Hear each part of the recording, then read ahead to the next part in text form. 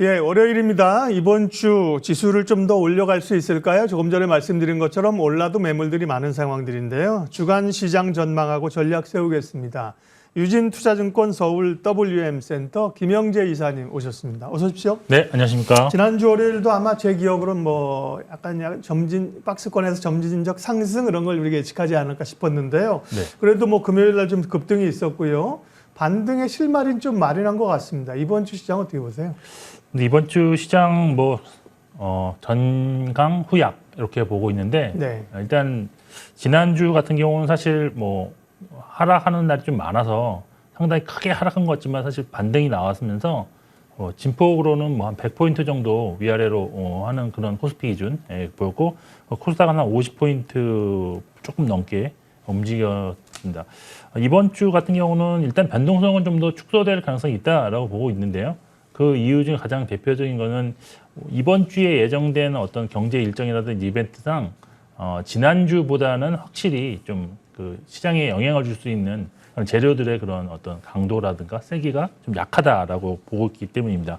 그리고 지난주에도 좀 나타났듯이 지금 현재 그 주가가 많이 하락해서 밸류에이션 수준이 절대적으로 지금 많이 낮아진 상태입니다. 그래서 이런 것 때문에 지금 저가 매수세도 확실히 들어오는 것도 이미 지금 경험한 바 있기 때문에 이번 주 만일 또 떨어진다고 하더라도 어떤 저가 매수세에 대한 그런 유입 가능성 이런 것이 좀 공감대가 형성되어 있기 때문에 주가가 좀 지수가 그렇게 많이 떨어지지 않을 것이다. 그리고 이제 국내 기업들의 1분기 실적이 오늘 마무리가 되는데 네. 상당히 지금 예상보다 많이 좋아지는 그런 모습이 나타났습니다. 그래서 국내 증시가 글로벌 증시 대비 좀 변동성이 상대적으로 좀 축소되지 않을까 하는 그런 기대감도 있다는 점 좀 보고 있습니다.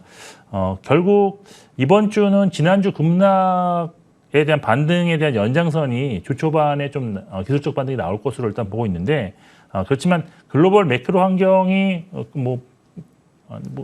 지수가 많이 하락했다고 반등하고 있지만 변한 게 없습니다. 그래서 다시 반등 이후에는 반락하면서 지지선 확인을 하는 그런 테스트 과정을 거치지 않을까라고 있고 그리고 또 이제 경험상으로 보면 그렇게 많이 하락했지만 신용이라든지 이런 담보 비율 하락에 따른 그 반대 매매가 그렇게 많이 나오지 않았습니다. 그래서 지난 2020년 3월도 그랬지만 보통 3번 정도 거치면서 이게 마무리가 되는데 아직은 한 첫 번째 정도 지났다라고 보여지기 때문에 두 차례 정도는 좀 신용을 털리는 그런 과정이 좀 있지 않을까 하는 또 막연한 불안감도 있는 것도 있습니다. 그래서 그리고 또 하나 이제 지난주에 사실 하락의 폭을 키웠던 원인이긴 한데 그 긴축 강도와 관련해서 파월 연준 의장이 언론과의 인터뷰에서 75bp 인상 가능성을 좀 열어두는 그런 발언을 했습니다. 그래서 이번 주에도 연준 의장을 포함한 연준 인사들의 발언들이 좀 이어지는데 이런 것이 어떻게 변하는지에 따라서 시장이 좀 연동해서 움직일 가능성이 있다.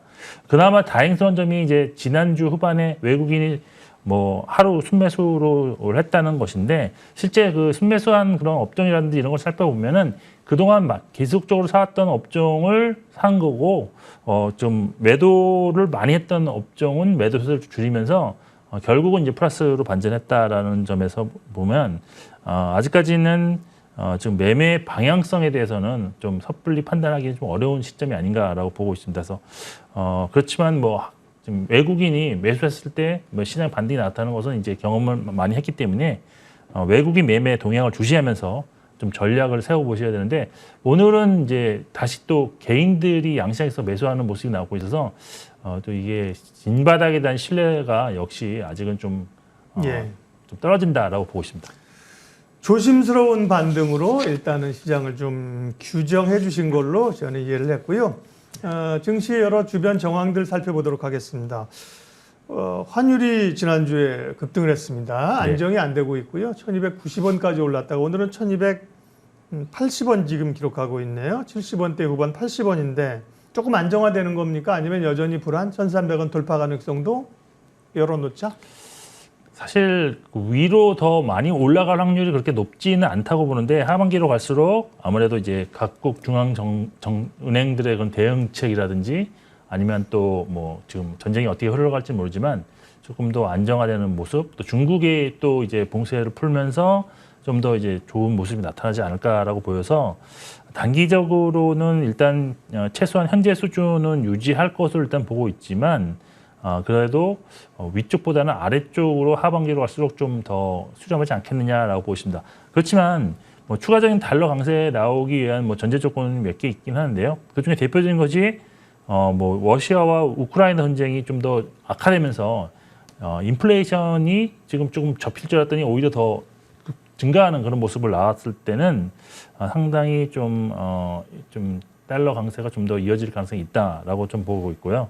여기에 반대로 달러가 약세로 전환되기 위해서는 일단 인플레이션 고점 증가가 포착이 되면서 연준이 이제 좀 긴축하는 그런 강도를 좀 완화시키는 그런 기대감이 좀 나타났을 때 좀 달러가 약세로 전환되지 않을까라고 보고 있고 또한 이건 좀 안 좋은 케이스긴 한데 미국의 지금 고용이 아직은 뭐 탄탄한데 이 고용이 만일 좀 상황이 악화되면서 좀 예상과 다르게 경기 침체 뭐 이런 얘기가 나온다면 오히려 달러도 약세로 전환될 가능성이 있다. 그리고 유로존에서 이제 뭐 빠르면 7월 달쯤에 이제 금리 인상을 시작한 것으로 보고 있는데 금리 인상이 시작되는 그 시기쯤에서는 강달러 현상은 이제 멈출 것으로 일단 판단하고 있습니다.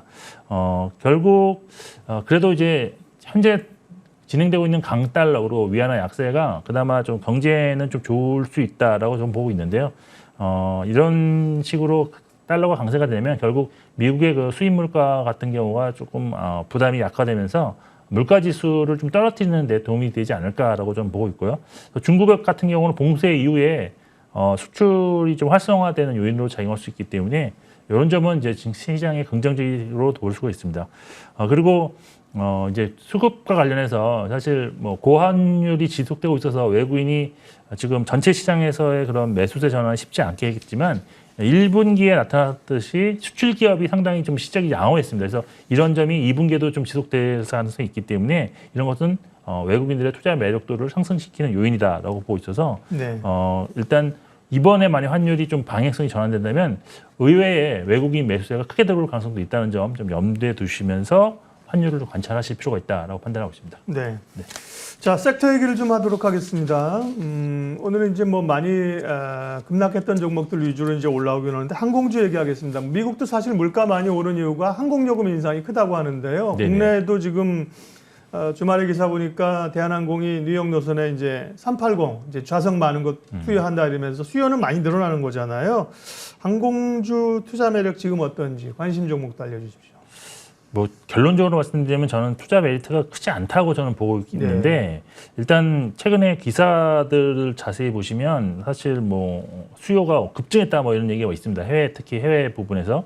근데 지금 데이터를 살펴보니까 항공 여객 수요가 이제 국내선은 이미 완전히 회복한 걸로 보고 있습니다. 그렇지만 해외 여객은 4월달 기준으로 뭐 전년 대비 한 264% 급증했다라고 이제 여객 숫자가 이렇게 나와 있는데 이게 2019년 4월로 비교만 해보면 그때 9% 수준밖에 되지 않은 그런 숫자입니다. 그래서 아직까지는 정상화를 논의하기는 좀 이른 시점이다라고 보고 있고 올해 내내 이런 뉴스는 나올 것입니다. 왜냐하면 기저가 너무 낮기 때문에 상당히 좀 크게 증가하는 모습이 나타날 것인데 근데 사실 항공주 주가가 사실 지금 뭐 보시면 알겠지만 한 1년 정도 보시면 거의 박스권입니다. 근데 박스권에서 좀 아래쪽에 나와 있죠. 지금 아마 리오프닝에 대한 기대감이 이미 작년에 나오면서 근데 그게 계속 지연되고 하는 바람에 이미 이제는 정말 기대감이 아니라 실적을 보고 투자해야겠다라는 그런 투자자들이 훨씬 지금 많이 나타나고 있지 않느냐라고 보고 있고 여기에 또 아직까지 해외 입국에 대해서도 상당히 좀 걸림돌은 있습니다. 물론 제한 조치가 상당히 많이 완화됐는데 아직도 해외에서 여행 갔다가 입국하기 위해서는 그 나라에서 PCR 검사 또는 전문가용 진단 키트 음성이 나와야 되는데 그리고 입국 이후에도 추가적으로 검사를 해야 됩니다. 이런 것들이 있기 때문에 사실 그러면 만일 해외 여행 갔는데 거기서 코로나 걸리면 그러면 뭐 진짜 한 일주일 이상 못 들어오는 거냐 이런 얘기가 나올 수 있기 때문에 아직은 좀 해외 여행 수요가 정상화되는 데는 걸림돌이 되고 있습니다. 그래서 만일 이런 제한 조치들이 전혀 이제 없어지는 그런 단계가 온다면 여행 수요는 정말로 지금 급증하게 될 것이다. 그리고 주가도 그때는 정말로 한 단계 레벨업할 수 있다라고 보고 있습니다. 결국 지금 현재 진행되는 매크로 상황이 지금 항공주에는 별로 우호적이 않은데요. 환율이 지금 상당히 높은 수준에 있기 때문에 사실 뭐 해외여행 갈 때 환율이 높으면 사실 수요가 또 떨어지는 것이고요. 그리고 여기에 그 유가 같은 경우도 지금 고공행진을 하고 있는 상황이기 때문에 실적에 도움이 될 것이 없습니다. 그래서 현재와 같은 수준이라면 항공주에는 크게 메리트가 없는 그 상황이다. 그리고 항공주 중에서 그나마 좀 관심 있게 가져볼 필요가 있는 종목은 일단 대한항공이라고 보이는데 항공화물 실적이 상당히 지금 계속 호조를 진행하면서 실적이 너무 개선되고 있습니다. 그리고 이번에 지금 해외 그 여객 수요도 미주 노선은 정말 많이 지금 한 30% 이상 회복이 되는 무슨 모습이 나타나고 있기 때문에 이런 장거리 노선을 갖고 있고 화물에 특화되어 있는 이런 대한항공은 좀 볼 필요가 있다. 다만 해외 여행이 이제 활성화되면서 많은 이제 장거리 비행기들이 각국의 장거리 비행기들이 이제 공급이 된다 그러면 이 화물 스페이스가 좀 늘어나게 되는 그런 경우가 발생합니다. 그래서 결국은 이런 지금까지 독점이었던 화물기가 이제 여객기와 화물 그런 그 수량을 공유하게 되면서 항공 그 화물 운임이 좀 떨어질 가능성이 있다라는 점은 좀 마이너스 요인이고 그리고 지금 실적 전망에서 나타나듯이 올해가 최고고 내후년으로 갈수록 실적이 계속 지속적으로 하락할 것으로 예상되고 있다는 점도 지금 주가 상승이 좀 걸림돌이 되고 있다라고 보십니다. 결국 그런에도 불구하고 항공유가 하락하든지 환율이 여기서 좀 하락하면서 실질적인 여행 수요가 해외 여행 수요가 회복되는 그 시점에서는 항공주 비중을 좀 늘리실 필요는 있다라고 판단하고 있습니다. 네. 다만 이제 항공주에서 굉장히 적극적으로 지금 뭐 살 수 있는 매력이 있는 구간은 아니라는 말씀이셨고요. 중립 이상. 네. 관심주는 대한항공. 게임주 얘기 좀 하겠습니다. 게임주가 뭐 워낙 성장주들이 계속 어려우니까 게임주, 뭐 메타버스 다 어려웠는데 지난주 NC소프트가 그냥 느닷없이 급등을 좀 하면서요. 크래프톤도 조금 올라왔고요. 그동안 하락이 과했는가 이런 생각들을 갖게 됩니다. 게임주에 대한 시각 어떠십니까? 네, 사실 게임 업종 올해 뭐 전체 업종 중에서 제일 하락률이 심했다라고 보고 있는데 지금 코스닥의 이제 게임 종목 위주로 구성되어 있는 디지털 컨텐츠 업종이 연초 이후에 지난 주말까지 48.6%를 업종 주수가 하락을 했습니다. 그래서 올해 17.5%를 하락한 코스닥보다 훨씬 하락을 심하게 했다라고 보고 있는데 아무래도 이렇게 부진했던 거는 지난 하반기에 일부 뭐 많은 게임도 마찬가지로 일부 게임 종목들이 그 코인이 메타버스 열풍의 중심에 서면서 뭐 일부 종목은 저점에서 10배 이상 급등하는 그런 모습을 보인 이후에 많이 지금 하락한 상태이기 때문에 그런 영향이 상당히 좀 있었다. 그리고 말씀하셨던 것처럼 금리 인상 자체는 성장주인 그 게임주의 가치 하락 요인으로 일단 작용할 수밖에 없고 그리고 펄어비스의 신작 부진 그리고 최근 가상화폐 폭락이라는 악재도 있었고 그리고 사실 지난해부터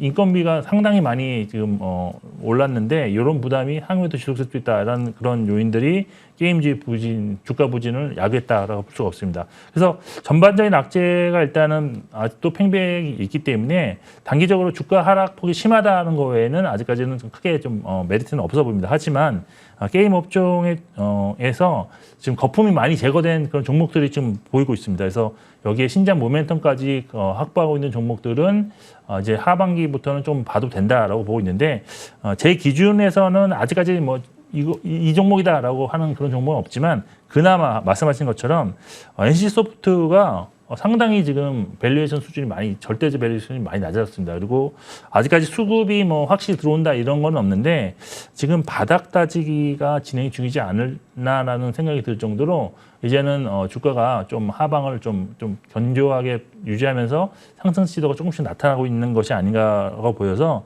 NC소프트 정도 한 종목 정도는 관심을 가져도 되는데 뭐 매수는 좀 더 확인하고 사시는 게 좋을 것 같고 결국 뭐 게임주 동반 상승이 나타나려면 메타버스 등 가상현실에 대한 투자 심리 회복이 나타나는 시기가 좀 돌아와야 되지 않겠느냐라고 개인적으로 판단하고 있습니다. 그동안 게임주는 뭐 위메이드, 컴투스 이런 뭐 새로운 플랫폼 그죠? 게임하면서 돈 번다 이런 것들이 가상화폐 NFT를 급등을 했었는데 그쪽은 눌리고요. 오히려 뭐 대형주에서 관심이 없었던 NC소프트, 프로비스도 변동성이 컸습니다만 뭐 대형주 쪽으로 게임 대형주 쪽으로 NC소프트, 크래프톤 실적이 생각보다 괜찮은 것 같습니다. 관심주로는 게임주 가운데서는 그나마 NC소프트를 보셨고요. 전략 마무리하겠습니다. 이번 주는 이제 주말에 이제 한미 정상회담이 있고요. 경제 이슈들은 어떤 게 있는지 일정하고 투자 전략 마무리해 주십시오. 네, 17일 날 4월 미국 소매 판매가 이제 0.8% 증가할 것으로 예상되고 있는데 네. 일단 높은 물가가 나타나고 있는 상황에서 소비 위축 정도가 크지 않다. 소비 그렇게 위축되지 않네. 이런 모습이 나온다 그러면 시장이 상당히 긍정적으로 반영할 수 있어서 이게 가장 중요한 포인트 같고요. 뭐 18일에는 22 비통화 정책이 이건 크게 중요하지는 않는 것 같습니다. 그리고 그 같은 날 미국 4월 주택 허가 및 착공이 있는데 착공을 통해서 사실 고용 창출되는 효과가 많기 때문에 이제 뭐 미국 건설 경기와 관련해서 상당히 좀 관련 있는 종목들은 좀 움직임이 있을 수 있습니다. 그래서 미국의 어떤 판매가 많이 되고 있는 두산마켓 뭐 영향을 좀 받지 않을까라고 보여지고 국내적 이슈는 아까 말씀하신 것처럼 바이든 미 대통령이 방한하면서 인해서 관련 업종에서 어떤 투자 그런 재료가 나올 가능성이 있다라는 점 참고하실 필요가 있고 결국 일단 시장이 증시가 단기 반등 이후에 추가 조정한 가능성이 있는 상황이다. 그래서 전략적으로 레버리지는 축소하는 전략이 이번 주도 유효할 것으로 보이고 그리고 업종에서는 지금 사실 2분기 실적 좋았는데 밸류에이션 수준이 많이 낮았습니다. 그런데 실적 좋고 향후에도 실적 증가 가능성이 높은 자동차 또 자동차 부품 업종은 좀 관심을 가져도 되는 주간이 아닌가라고 판단하고 있습니다.